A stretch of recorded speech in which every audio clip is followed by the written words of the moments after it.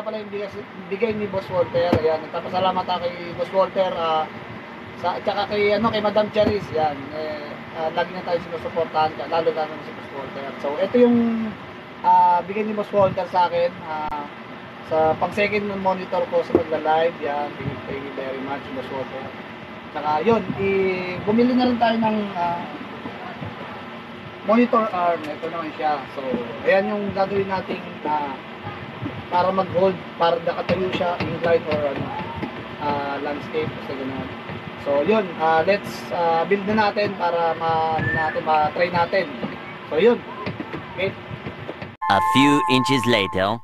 Ito na yung build up natin for streaming. So, ito yung bigay ni Boss Walter na second monitor, 24 inches, 75 Hz. Tapos yan, ito yung binili nating ARM monitor.